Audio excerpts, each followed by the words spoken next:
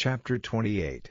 Woe to the crown of pride, to the drunkards of Ephraim, whose glorious beauty is a fading flower, which are on the head of the fat valleys of them that are overcome with wine.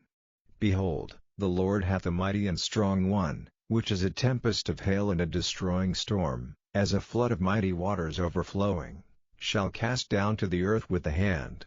The crown of pride, the drunkards of Ephraim, shall be trodden under feet, and the glorious beauty, which is on the head of the fat valley, shall be a fading flower, and as the hasty fruit before the summer, which when he that looketh upon it seeth, while it is yet in his hand he eateth it up. In that day shall the Lord of hosts be for a crown of glory, and for a diadem of beauty, unto the residue of his people, and for a spirit of judgment to him that sitteth in judgment, and for strength to them that turn the battle to the gate.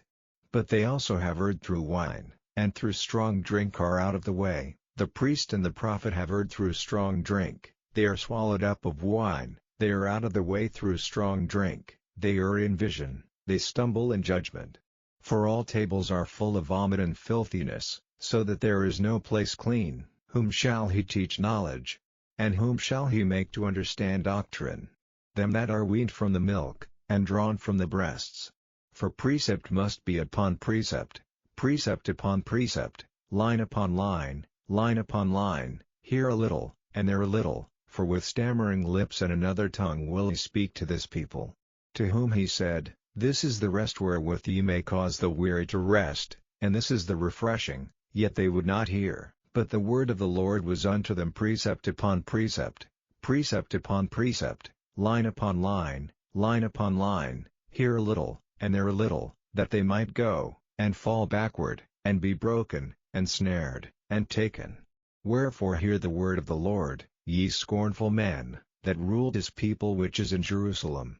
Because ye have said, We have made a covenant with death, and with hell are we at agreement, when the overflowing scourge shall pass through, it shall not come unto us, for we have made lies our refuge, and under falsehood have we hid ourselves. Therefore thus saith the Lord God, Behold, I lay in Zion for a foundation a stone, a tried stone, a precious cornerstone, a sure foundation, he that believeth shall not make haste. Judgment also will I lay to the line, and righteousness to the plummet, and the hail shall sweep away the refuge of lies, and the waters shall overflow the hiding place.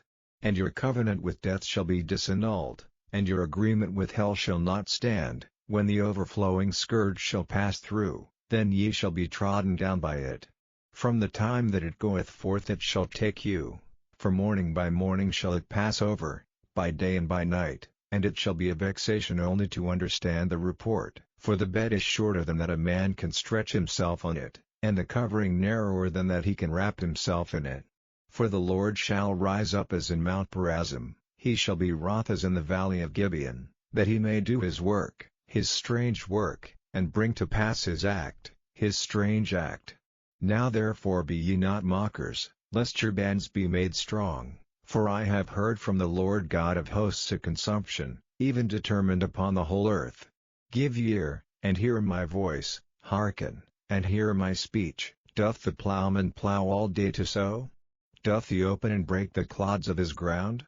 When he hath made plain the face thereof, doth he not cast abroad the fitches, and scatter the cummin, and cast in the principal wheat and the appointed barley and the rye in their place? For his God doth instruct him to discretion, and doth teach him. For the fitches are not threshed with a threshing instrument, neither is a cartwheel turned about upon the cummin, but the fitches are beaten out with a staff, and the cummin with a rod. Bread corn is bruised, because he will not ever be threshing it, nor break it with the wheel of his cart, nor bruise it with his horsemen. This also cometh forth from the Lord of hosts, which is wonderful in counsel, and excellent in working.